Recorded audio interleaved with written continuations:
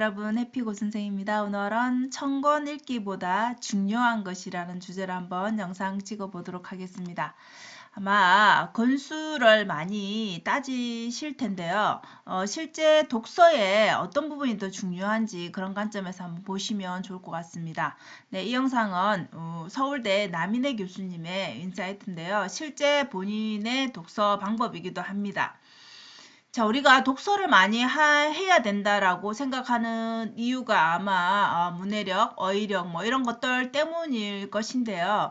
근데 실제적으로 요즘 뭐 학생들 어휘력이 되게 낮다라는 표현을 많이 하죠. 근데 우리가 쓰는 단어도 예전과는 참 많이 다릅니다. 특히나 요즘에 많이 쓰는 게 이 축약어죠, 그죠? 저도 가끔 못 알아들을 때가 있습니다. 그래서 공부를 해야지 따라갈 수가 있습니다. 그래서 결국은 우리 예전 세대, 더 예전 세대와 지금 현재 세대들이 쓰는 단어들의 좀 차이가 생길 수밖에 없겠죠. 예전에 쓰던 단어를 지금은 안 쓰는 단어도 있을 것이고 새롭게 또 이렇게 축약을 하든지 쓰는 단어들이 있기 때문에 그런 차이가 좀 심하니까 어휘력에서도 또 더 문제가 있고 소통에도 문제가 있는 것 같습니다.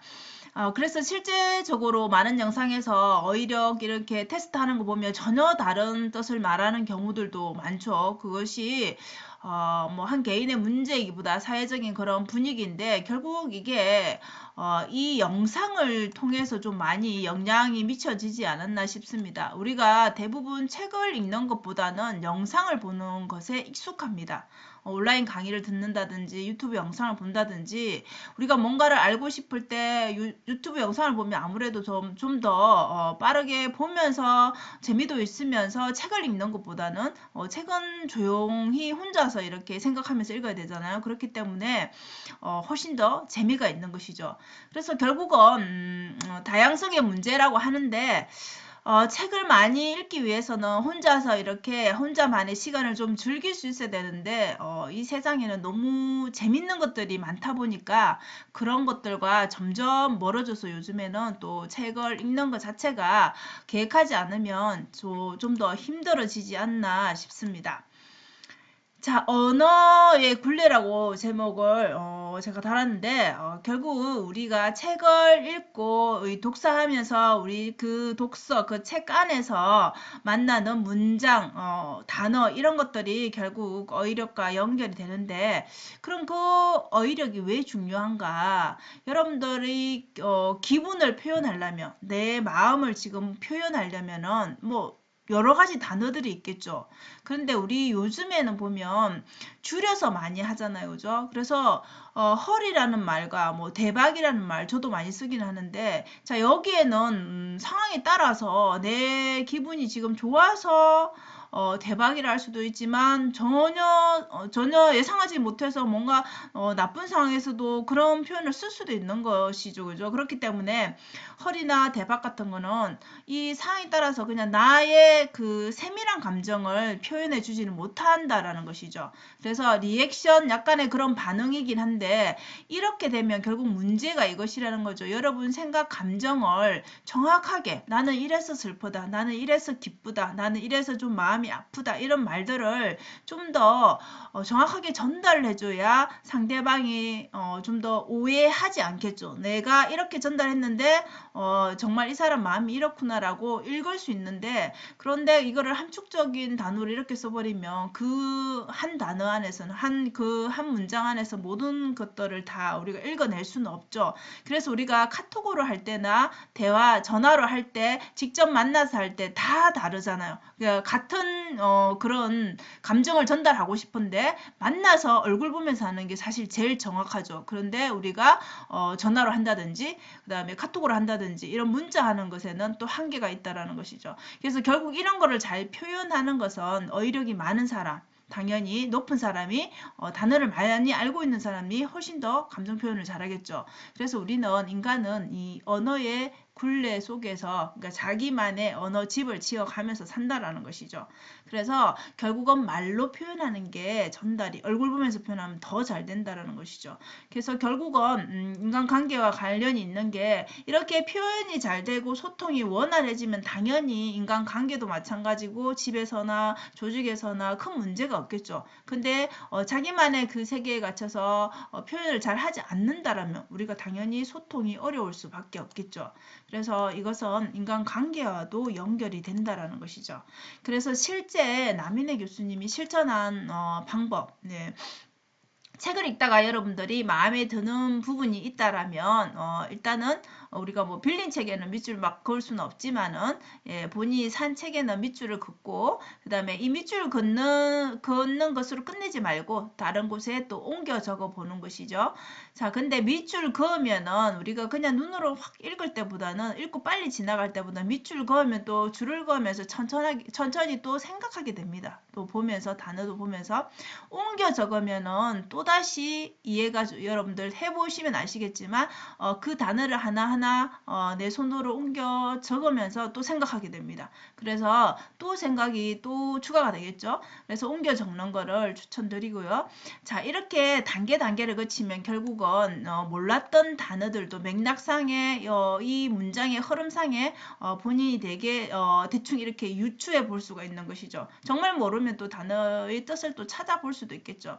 그래서 이런 과정은 결국은 우리가 손으로 직접 잠깐 멈추고 줄을 꺾고 옮겨 적는 거 이런 것 자체가 우리 공부하는 과정이잖아요. 그래서 어려운 전공책을 공부할 때도 마찬가지, 시험 공부를 할 때도 마찬가지 우리가 눈으로만 보는 거, 말로 하는 거, 내 손으로 쓰는 거 이런 것들이 다 전체적으로 다 행해질 때 공부하는 것이 정말 그 공부가 내 것이 되죠. 그래서 전공책도 동일하게 이렇게 잘 모르겠다. 어려운 공부를 내가 해야 된다. 그러면 처음엔 전혀 이해가 안 되죠. 이런 방법을 통해서 한번 해보시라는 겁니다.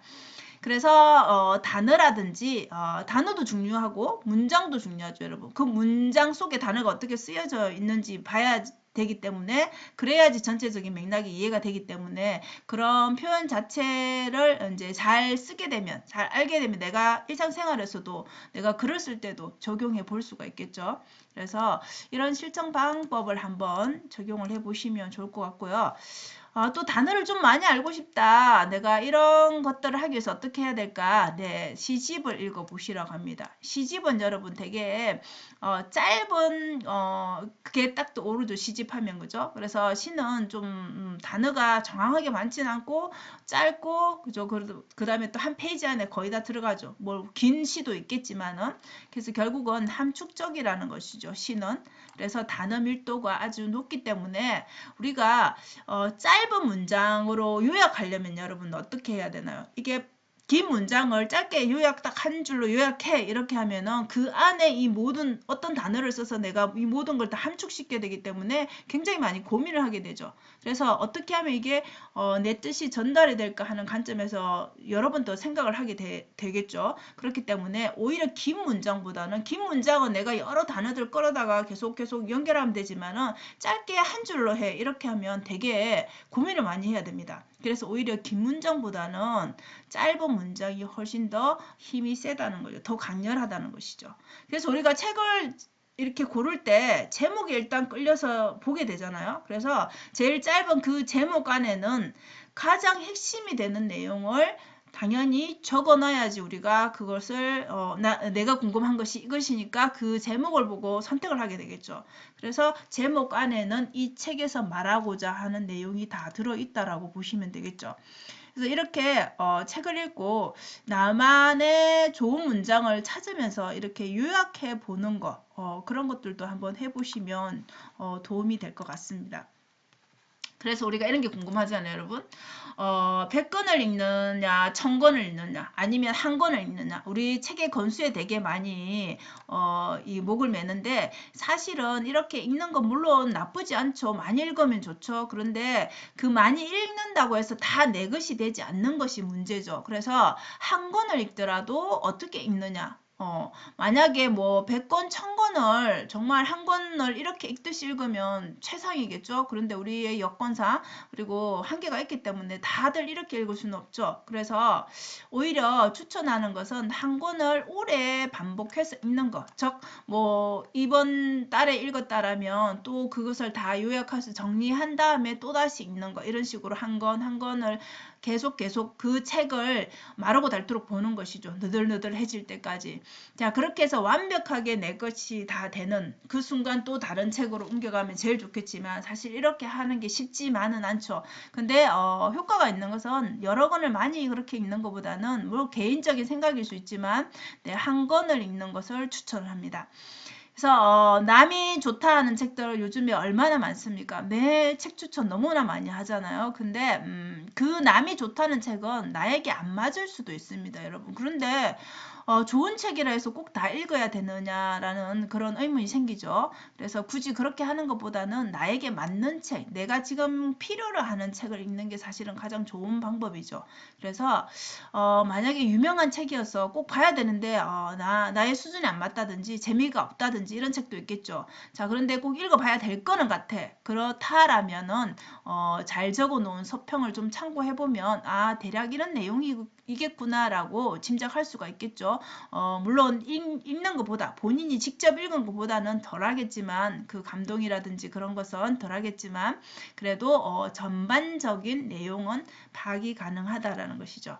그래서 100권, 1000권 이렇게 수를 적어 놓았지만 결국 중요한 거는 그 양보다는 한 권을 어떻게 질적으로 읽었느냐 이게 더 중요한 요소라는 거. 그리고 남들의 읽는 것에 신경 쓰지 말고 본인의 속도대로 읽으시면 된다라는 것입니다. 그래서 어려운 책을 읽을 때는 여러분들 종이책으로 구매할 것을 추천하고요.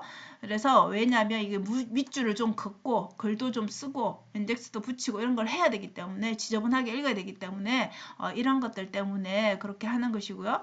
그 다음에 밑줄 긋은 부분을 우리가 책을 계속 다 처음부터 끝까지 읽는 게 아니라 밑줄 친 부분을 이제 그 다음에 읽는 것이죠. 그 다음에 밑줄 친 부분을 좀 이렇게 타이핑을 해보는 것입니다.